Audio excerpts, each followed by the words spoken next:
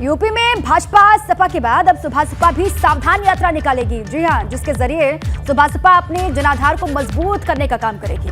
Suheldev Bharatiya Samaj party के राष्ट्रीय अध्यक्ष ओम प्रकाश राजभर अपने संगठन को मजबूत बनाने की कवायद में लगातार जुटे हैं और इसीलिए वो गांव-गांव जाकर लोगों के साथ रणनीति बना रहे हैं।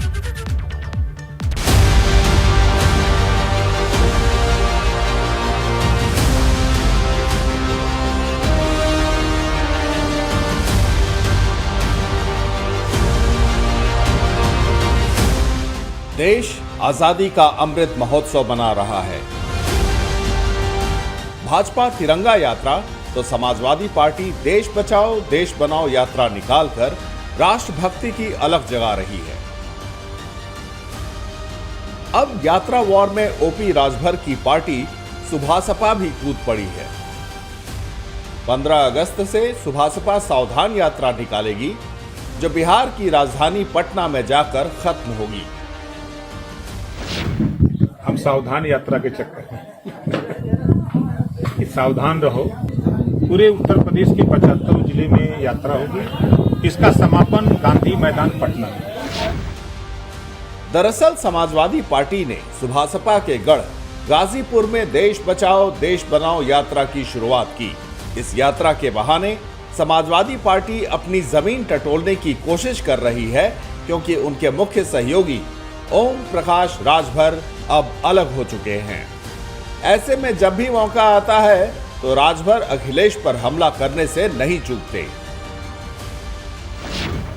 जो 4-4 वर्ष सत्ता में रहे हैं, जो आपके बीच में समझाने आ रहे हैं, आप इनसे पूछो कि सत्ता में जब थे आपने हमारे लिए क्या किया। सत्ता से बाहर आते हो तो हम दिखते हैं और सत्ता में रहते हो तो हम क्यों नहीं दिखते। गाजीपुर में निकाली गई पदयात्रा में सपा के 2 विधायक भी गायब रहे, जिसे लेकर ओपी राजभर ने बड़ा इशारा कर दिया। देखिए, समाजवादी पार्टी हमसे बड़ी पार्टी है, 111 में। आने दीजिए लोकसभा का चुनाव, अभी तो 2 ही देखते हैं। आप देखिएगा, मैं जब कहता था कि बीजेपी से 1 दर्जन मंत्री और सैकड़ों विधायक ले आ रहे हैं, लोग नहीं मानते थे। जब शुरू किया तो बीजेपी चौकन्ना हो गई। अभी कुछ बता देंगे तो काम। ओपी राजभर सियासत के पुराने खिलाड़ी हैं। लोकसभा उपचुनाव के बाद चीजें बदल गई हैं, जिसका एहसास ओपी राजभर बीच बीच में अखिलेश यादव को कराते रहते हैं। देखिए, ऑस्ट्रेलिया से वो पढ़े हैं और जिस विषय से पढ़े हैं वो इस समय सीजन चल रहा है ना। इस सीजन में वो यात्रा सुशोभित नहीं होती है और उस यात्रा में वही लोग जाते हैं जो पार्टी के डोनेटेड लोग होते हैं। वो लोग तो साथ है ही हैं। और कैसे लोग साथ है, हम इस बात को समझाते थे। देखिए, हम जो कहते हैं तो लोग समझते नहीं।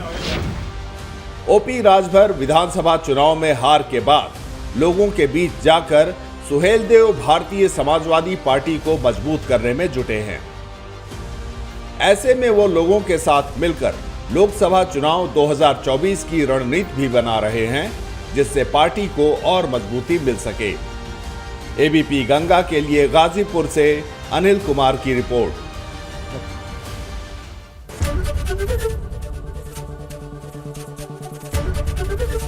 एबीपी गंगा, खबर आपकी, जुबान आपकी।